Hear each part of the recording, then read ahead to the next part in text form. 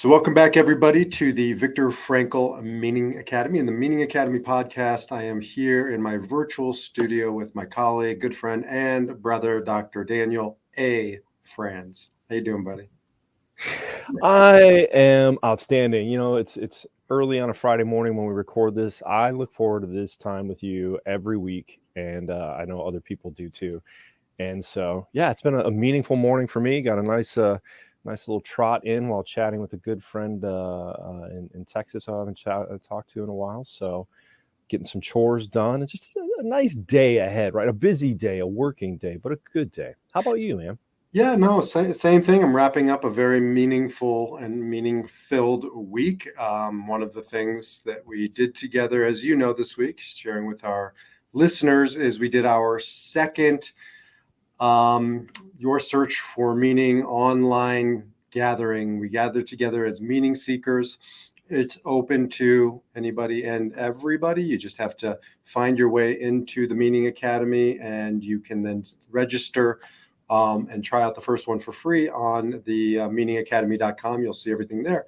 So we had a very meaningful conversation. This was a very touching, heart-opening kind of a conversation with maybe 6, 7, 8 others. And maybe that's a good jumping off point for us today to talk about what we experienced there. Yeah, I absolutely think so. I'll be, if we're going to be honest and share today, I was not looking forward to that. I mean, of course, I always look forward to it, right? Time with you, time with the good Dr. Elise and our tribe of meaning seekers. Amazing people, such amazing people. But I had just come off, and I warned both you guys, man. That day was insane. Like literally, I think I had 8 clients scheduled back to back with a little break, and then there was a crisis that happened. I had to fill that in. And, it was one of those days that maybe I got a chance to use the restroom and put some calories in my body on a couple of occasions.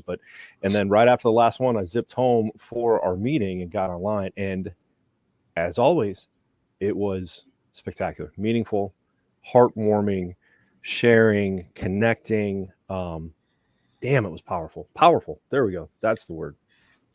Well, it's also interesting. I mean, it's not like you ran off after everything you just said and to go, take your pickleball class or whatever you people do in Indiana.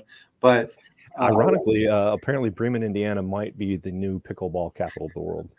So I know my people. But it's not like you ran off to pickleball class. You ran off to a conversation about what Dr. Viktor Frankl calls the tragic triad. How do you handle, the tragic triad, I think, is really a placeholder for the big stuff in life that sucks, right? That hurts, that's difficult, that you can't change the outcome. He says the tragic triad, as you know, you taught the course, is pain, guilt, and suffering. But again, I think those are more categories than they are sort of pain points. And we can get into what they are, but you went right into a deep and heartfelt discussion on the tragic triad. Yeah. Sorry, not to correct you, but to correct you.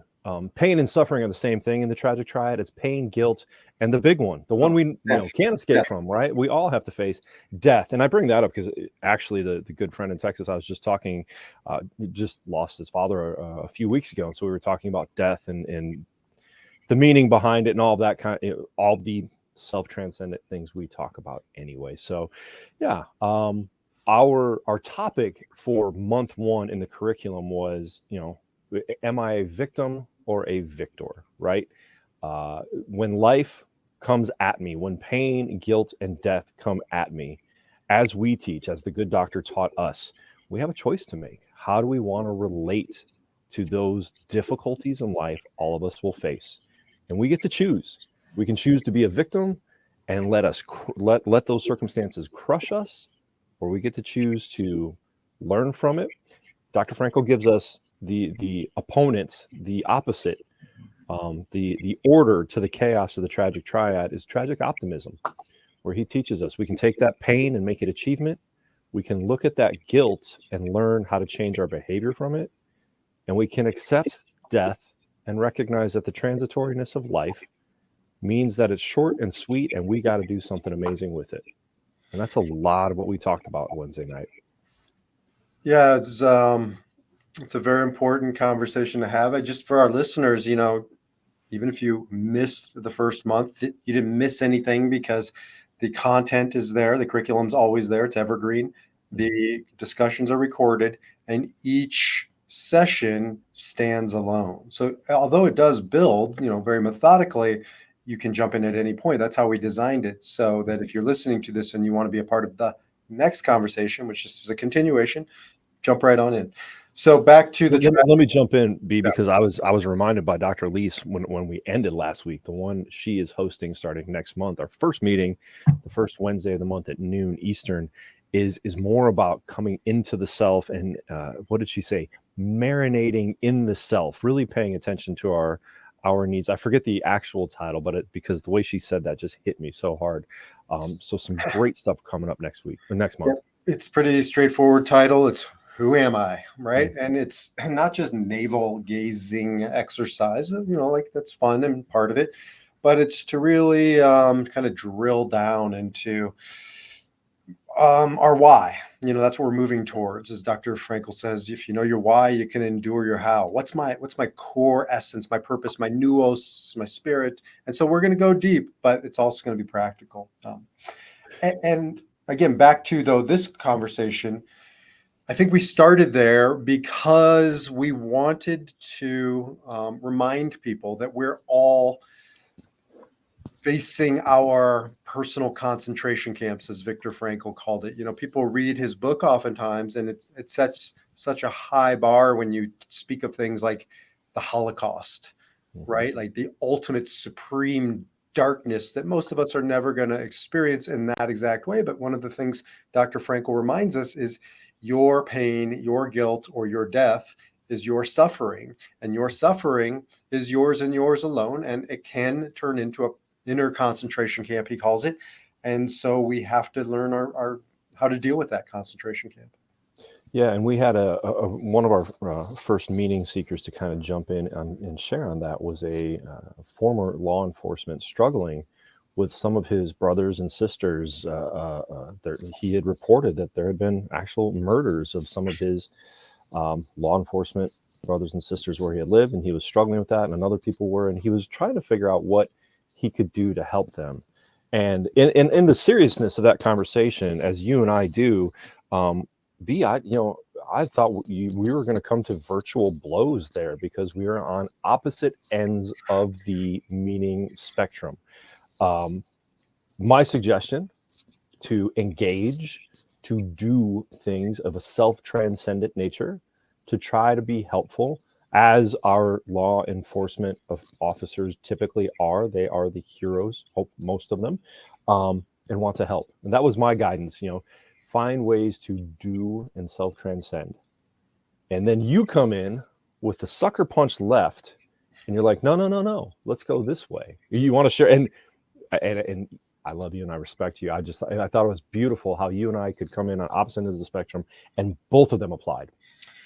Well, I do think, partially what you and I are committed to is truth with a capital T and many small T's, many small truths. How do you get there? How many pathways? There's many pathways to the one. And so challenging, our assumptions, you challenge me all the time. Every time you wear that cardigan, I'm just like questioning, I forgot it today, man. Who am I and why am I here? That's next month's curriculum. Who am I? But I think it's also, you and I both want to model in our community that we're creating that there is no one way. Viktor Frankl's way was Viktor Frankl's way, and your way is your way. My way is my way. And what we have to do is support each other on our journey to our capital T truth. And so, in that conversation, you talked about a path into that meaning, and I talked about what I saw as sort of the opposite path, which is not doing. If and I of course agree there's a time and place to do something, but as a teacher of mine, Sylvia Boorstein, wrote a book called Don't Just Do Something, Sit There. Right? Don't just do something, sit there. And in our culture, that's almost revolutionary. It's a revolutionary act to not do something sometimes. Definitely counterintuitive. to what we're used to doing. And ironic, I just learned in an exchange with a different meaning seeker student of ours. You want to throw out the teachers you studied under. One of our students got to study under Joseph Campbell himself. We were talking about some Jungian studies, and he said, "Hey, have you read the Jung Portable Jung book edited by Joseph Campbell?" I'm like, "Ah, it's like literally right up there." No, actually, I moved it here to actually get back to reading it. And he goes, "Yeah, I studied with Campbell." I'm like, "You what?" So those of you who don't know, Joseph Campbell's like in the past 100 years illustrated the hero's journey and all that B and I talk about all the time. But to the point, this I would really call it a spectrum of opportunity and choice when it comes to discerning meaningful decisions in times of difficulty, pain, guilt, and death, of choosing to do or not do. And sometimes that can be some of our most difficult but most meaningful decisions in life. Do we act? Do we do something?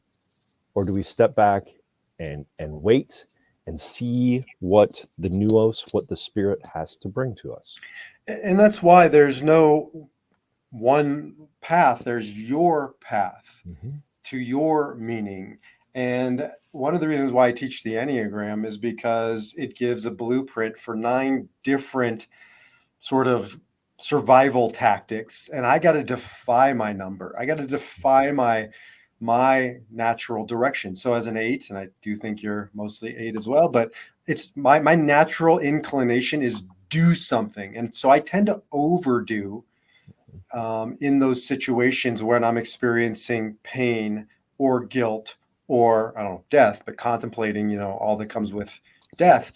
I tend to overcompensate and overdo. But I have clients and loved ones who underdo. Right. So it's about learning who you are, which that's why people got to show up next month. Right. Who am I? But we're grappling with how do I stop reacting and start to respond, in the words of Frankel, become responsible, able to choose my response to that particular set of suffering.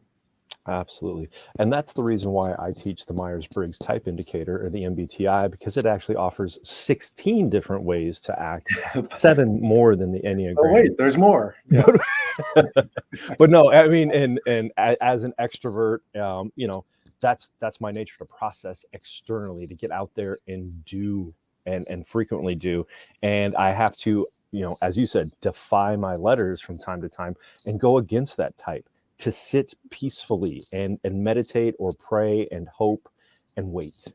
And admittedly, through my entire life, not a strength of mine, patience, but one I am often called and tested to deal with.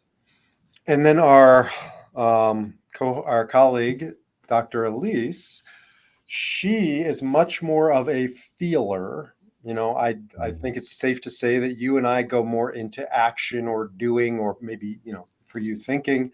But Dr. Elise clearly goes into an emotive kind of a place. You could feel it on the call. Like, she's the first to sort of lend an emotional Band-Aid to somebody who's bleeding. Whereas, like, I'm looking at it going, oh, isn't the human psyche interesting? Look how it bleeds, right?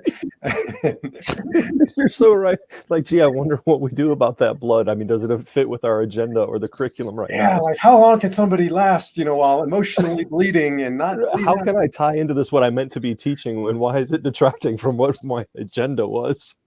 And Elise comes in, and you're right, man. She was the emotional Band-Aid so many times that she felt the need to come back the next morning and text us like, "It was beautiful, guys. Just want to make sure I didn't overstep my bounds in attending to people's emotional needs."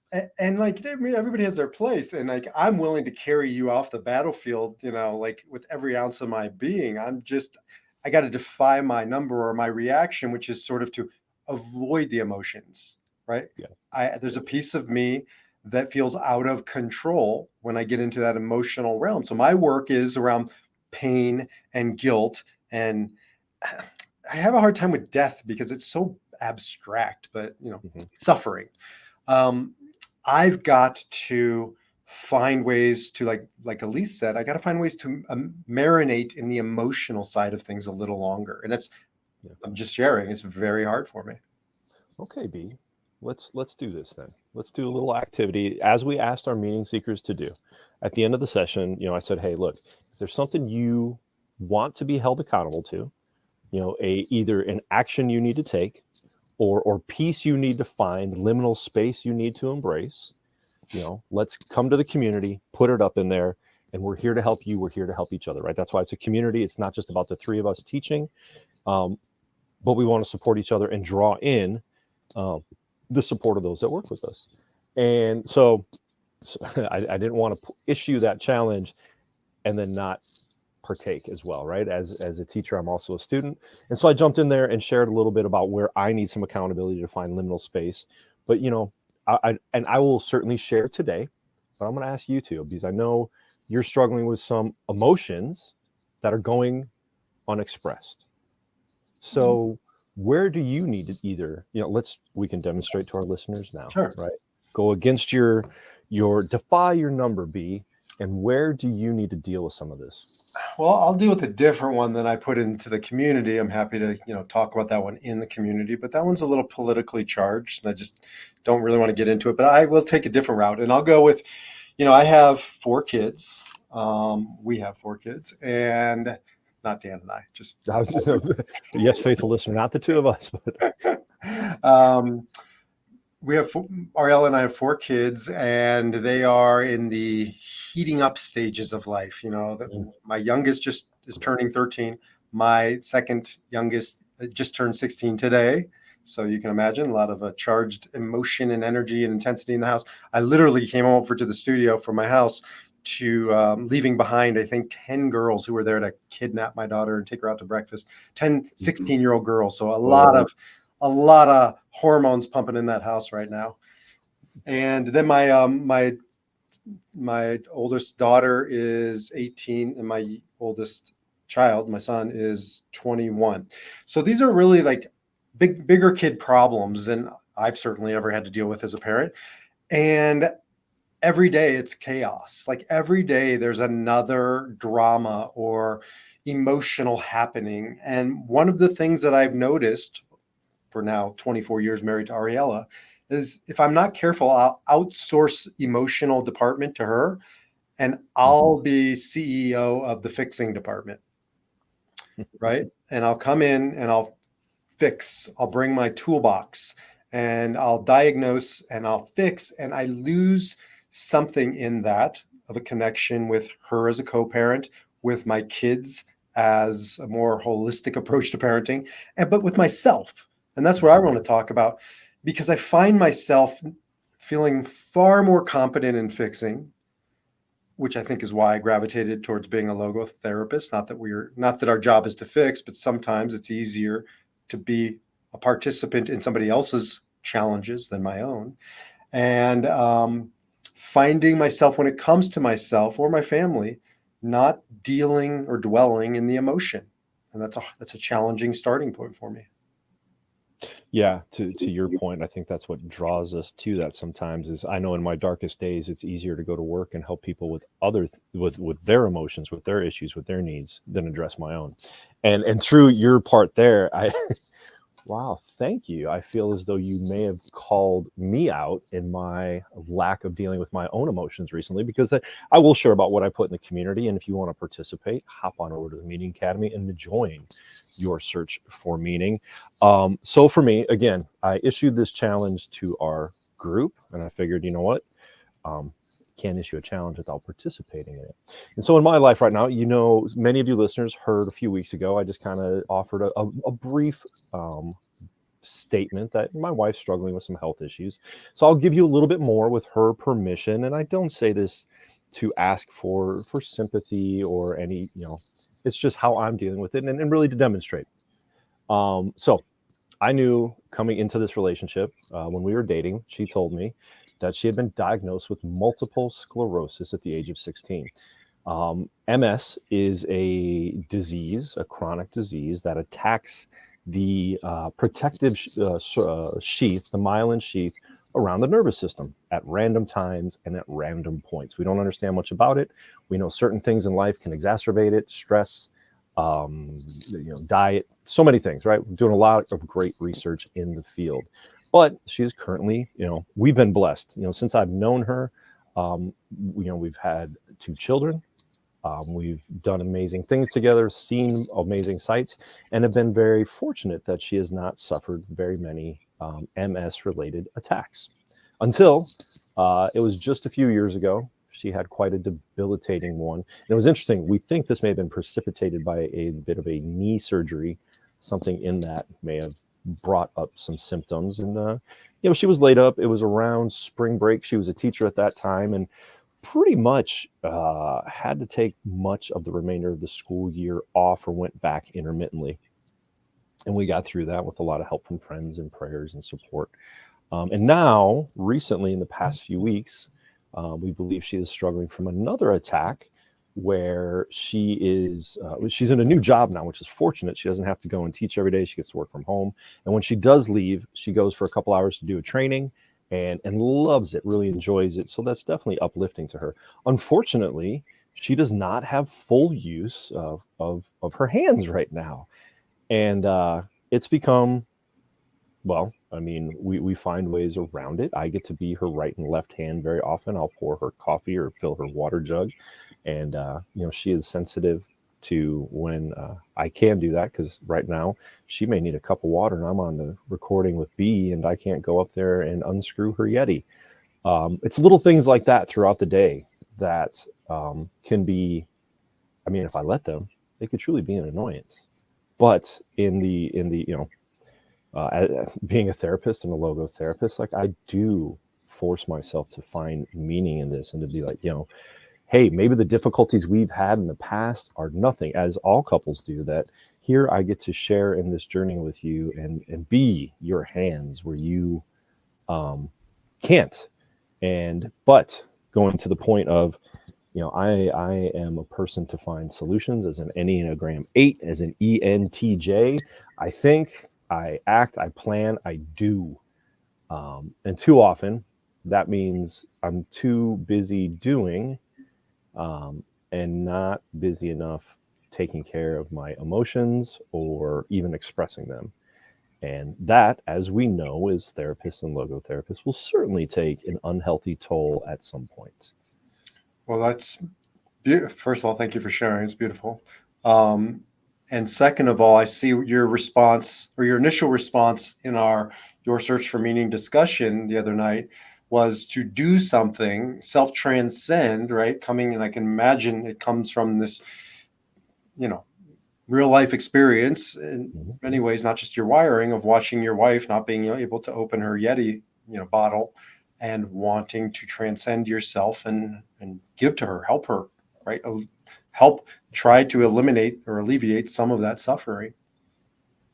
But at the same time, right, and that's, I guess, where I come in, is I know you're wired like me, and it's a slippery slope. Yeah. Because I find myself, like with my kids, back to my example, I'm right. Like, I'm just right in solving their problems, but I've just sort of bypassed something important in the process. Yeah, and I have absolutely been known to do that, not just with myself, but for my wife as well. When, look, I mean, obviously, if you can imagine not being able to use your hands for an extended period of time, there are a lot of emotions that come up with that. And when, I deal with other people's emotions for 8 or 9 hours a day, coming home to help her with hers may not be a strength of mine. And often I find myself wanting to solve rather than maybe validate or connect or emote or empathize. And, well, that's not what she needs. Sometimes she just needs a partner that can be there, bear witness to those emotions and be present with them. Yes. And also what I hear in that for both of us, but I'm addressing what you just said, is your orientation 8, Enneagram 8, as an example, orientation is other. Doesn't mean we're selfless. It just means I put my attention, I'm a hunter. I put it on something outside of me and I'll just do it until it's beyond done, which is a problem unto itself. And so what I'm doing, though, is I'm taking energy away from me. So because I then don't have to deal with how am I feeling in this. And I heard you say that in there is, what is Michelle going through emotionally?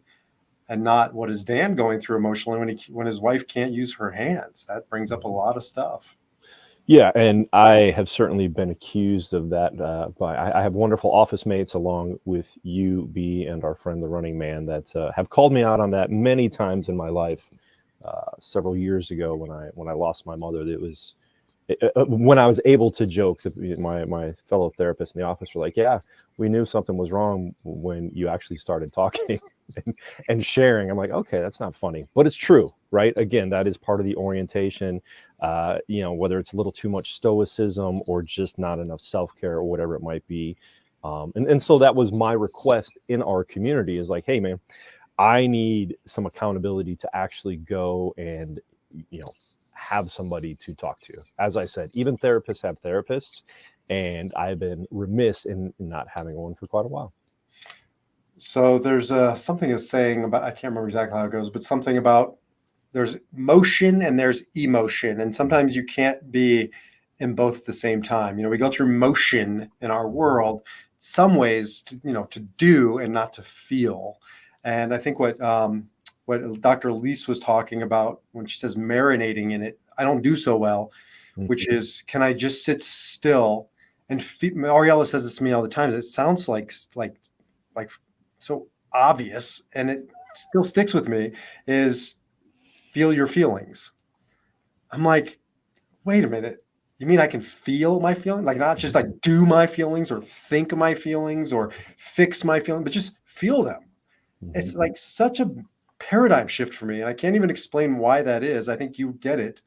And so in that situation, like when my daughter is going through a crisis in college right now, can I just sit and feel, well, the suffering in that case, or the negative emotion that's coming up, and just sit in it as an act of meaning seeking? Yeah. I love how you frame that as a paradigm shift, because as soon as I heard that, my response was no, not shifting paradigms. I got stuff to do, B. I got to go. I got to knock things out. I got to open up Yetis. I got to take care of, things that weren't taken. Like, no, I got stuff to do. And I've totally picked that up as this has occurred in the past few weeks. My schedule has been extra booked because I'm doing and working more, and my time at home, like literally, I've caught myself flying around the house, taking care, doing, picking things up, so that she doesn't feel that burden. And then there are times I'm like, all right, you got, and I'm embarrassed to admit this. I can think of 2 occasions in the past week where I said, right now I don't have time for that. And I caught myself way too late going, oh, you're doing it, right? Doing it rather than feeling it. And, I'm avoiding it. That's all I need to stop doing that. You're in motion, right? Not emotion. And I ain't got time for emotion, B. Yeah, I know. That's part of my defense mechanism when I'm dealing with this, because I tell myself I don't got time. I tell myself, there's a savior complex. There just is. And like, I can save, I can fix it. And what I've been really trying to work on, I think also it's partially the gift of midlife and onwards, the afternoon of life, especially as a man. I can feel, that testosterone's dropping, the intensity's dropping, the ability to just power through things is dissipating. And in some ways, I do believe that's a gift from the universe, from nature, making us slow down and start to, well, as Dr. Lee says, stew in it. Yeah, absolutely. It's that savior complex. You made me chuckle when I hear that. I think of one of my favorite lines from the Canadian comedy show Letterkenny. Somebody was speaking, and the main character, and I can't remember, whining about something, maybe had a bit of a savior complex, and the main character looks up and says, "Oh, geez, get off the cross. We need the wood." Right. And I need to be reminded of that when I get up there on that cross, and and again, whether it's doing or self-care or just marinating, as the good Dr. Lee says, and that is working, defying our numbers, working against our MBTI letters, shifting, flexing, doing a little bit, not doing, being a little bit better, emoting a little bit better. Wayne Dyer talks about, what is the ego? And he says, look, here's the ego. 9 months you're in the womb and everything is fine. Like the world works without you and there's nothing to do and you're taken care of and you're provided for and you're just sitting in it. And then you come out and you basically say, thank you for the past 9 months, God. I'll take over from here. Right. And he talks about like the rest of our life is ego, edging God out, EGO. And so I just think that there's this like defense mechanism of I, that we edge God, but we edge out the meaning, the opportunity. And so for me, anyways, as I'm talking it through with you, it's about sort of using the tragic triad of pain, guilt, and suffering or death as an opportunity to realize like there are just things those are beyond my control, right? Like I can keep edging God out, I can keep edging meaning out, or I can just stop and like go back into that. Here I am. And okay, so maybe one thing I have been doing there is trying to get closer to God or just get closer to the universe and find some acceptance. Just spending some time each morning not doing, right? Praying, meditating, just sitting with the dog and realizing like there's something at work here that I have no control over and I need to be accepting. And that's where that going back, our spectrum of engaging in self-transcendent work and marinating, waiting, sitting in liminal space, has to come to some kind of balance.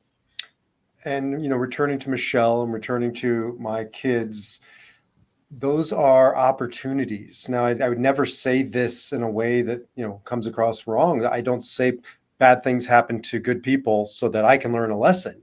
What I do believe is it's reality. It's what's presented, and either it's meaningless or it's meaningful. And I choose to go into it and find meaning. So if it's meaningful, thank you. I don't wish it upon anybody, but as long as it's here, it's my teacher. Thank you. Right. Yeah, absolutely. And again, I want to go back to that is exactly the reason why we discussed sharing this today is so that other people, not that you should feel sympathy or even if you'd like to share empathy, that's great. But it really is an opportunity for you to look at somebody else's situation, at my situation and say, okay, what can I learn from this? B and I talked about both of our families and how we operate and how we fail to operate within them sometimes so that you, our faithful listener, can take something from it, and I certainly hope you do. So I'll end with this. In my men's groups that I run, we have a very strict rule, which is you don't tell people, you don't fix people, you don't tell them what to do, but you do experience share. You share your experience as a way to show, commonality and empathy and give people, your experience as a gift. But I think we should coin the term meaning shares, right? And we start bringing meaning shares into these conversations. I think that's what we've been doing today and into your search for meaning conversations. So thank you for the meaning share. Absolutely. Thank you for forcefully pushing me into it where I may not have normally done it. I appreciate and love you for that, my friend. Thank you. And for those of you, as I heard you saying, I'm like, there may be those of you out there that want to engage in this kind of work, B and I are always open to it. I'll be honest. I cannot take on many more individual clients right now, but I know B is open to it sometimes. And we have the Meaning Academy and Your Search for Meaning, where you get to work with us. I mean, we are literally interacting with the tribe on a daily basis through the community. And every other week we have our meetings. Your men's groups are live right now, right? So you have to live in the greater Denver area to make that happen, correct? That is true, although we're rolling out a virtual beta. So that'll be happening soon. So if you're a man seeking meaning and you're in the midlife and onwards, called the afternoon of life, would love to have you as part of that. But I think the easiest stepping stone into both of our worlds is to just join the Meaning Academy. Right now it's $49 a month. And that entitles you to our curriculum. We have a very robust multimedia curriculum with videos and workbooks and a growing inventory of what I call tools there for you. Plus, a virtual community called the Meaning Seekers community, where, as Dan mentioned, we're bantering and sharing and, just going back and forth daily. And then, of course, twice a month, we have the gathering for your search for meaning. Yeah. And I want to share, and I think I pointed this out before. I love what we chose to do with the community rather than going with, what everybody else is doing and having just one more Facebook page to go to while you're inundated with, advertisements for hair gel, not us, obviously, but and other things you don't really need. We went with the platform where we're hosting the Meaning Academy, the Thinkific platform, which has its own app, its own website. So you go in there and you're not bombarded with ads for hair growth formulas, which we do need. Because that causes suffering for you and I. But it also brings about acceptance and new razor blades. But no, it has its own app where you get to hop in there and it's just us, right? So you choose, like, I am going to go into the Meaning Academy and I'm going to interact, and it's not a bunch of other nonsense. And that's what I really love about that. And that it's, we have two sort of pillars underneath there. One is content and one is community. So you can jump back and forth. I like that too, where you check out the content, you jump back over to the community. There's just this seamless nature to it. It's really nice. And you're right. It feels a lot less distracting. Yeah, there we go. A lot less distracting. So, and we're still young in it. I don't know, maybe a couple dozen people have joined so far. Get in on the front end of this, because people need this, and it's going to be growing, and we love doing it, and we're going to keep doing it. So hop on now before it gets too big or prices change or we change the format, because surely that'll have to happen soon. But get in and see what the early stage of it are like, and interact with B&I directly, and most importantly, the lovely Dr. Elise. We can give you plans and ideas and talk to you about what to do, and Dr. Elise will talk to you about your emotions and how to deal with those and actually tenderly care for them. I was going to say, if you need to be carried off the battlefield, I'm your guy. But if you want to be nurtured on the battlefield, clearly she's your gal. So amazing human being. Jump over to the meaningacademy.com, where you can go to you find all of what we're doing, but primarily your search for meaning right there. So want more, jump over there. And until the next time, what's our sign off?